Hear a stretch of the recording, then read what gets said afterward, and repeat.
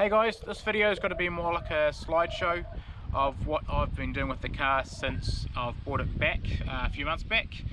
A bunch of videos, bunch of photos for you to have a nosy at. The first video you'll see will be actually at the guy's place before I actually bought it.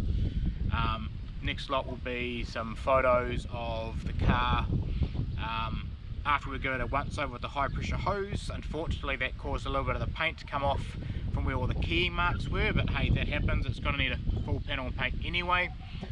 Then there's some photos of the underside of the car.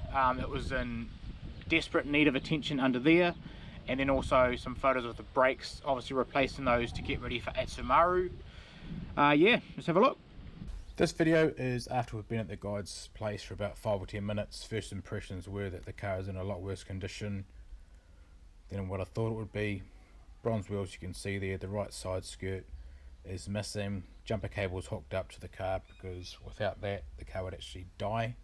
The front bumper, you can see, is in quite bad condition after sitting outside for so many years. Once we got it back to Hamilton, got the high pressure hose out and gave it a good once over.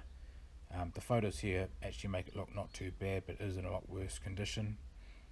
With all the key marks that were on the car, the high pressure hose did unfortunately get under the paint and cause some of the paint to come off, but that doesn't matter because she'll be getting a full panel and paint anyway. And there's the wheels up close, you can see how bad they really are. Interior of the car needed a really good clean. Subs are there, there's the side skirt we talked about before, and the front bright is missing as well with some other replacement seats in there. The bonnet and the boot of the bonnet and the roof of the car had a fine black all over it. Managed to get about 80% of it off, but there is still a little bit left. And a photo after we had the car up on the hoist to have a look to see what it needed doing underneath. When the boys all got together to help me with the car, this is all the parts we got ready to go. We've got the front U-brace, the lower control arms, the rear subframe. The blue is the new H-brace to go in, and the pink is the old one, which is stuff. The drive shaft on the left we didn't actually end up using. Photo of the underside of the rear of the car before we start anything. That's the rear subframe, and then the rear subframe taken out.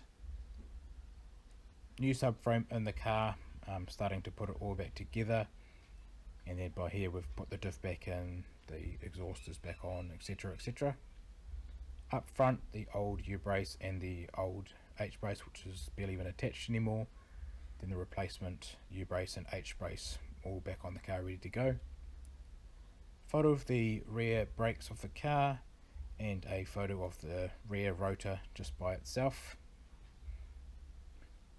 New rotor on the car, you can see it's obviously slotted, with a comparison between the new and the old rotor as well. Up front we went slotted and dimpled. These are Zanoli brakes. Next few photos are a comparison of the old rotors and the new rotors. You can see here the old rotors are very worn and in desperate need of replacement. And nice shiny new brakes. That's the front brakes on the car as a comparison, and then the new brakes fitted. At some point I'll get those calipers tidied up.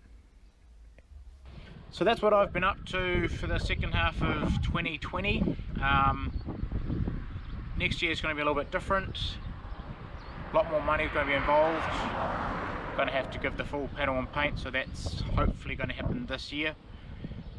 Plus a bunch of other things. I really want to get the bronze wheels back to a semi-decent condition, but we'll see how that goes. It might end up being a new set of wheels, but watch this space. Yeah, anyone has any questions or wants to help out, do get in touch, and we'll see you in the next video. Cheers.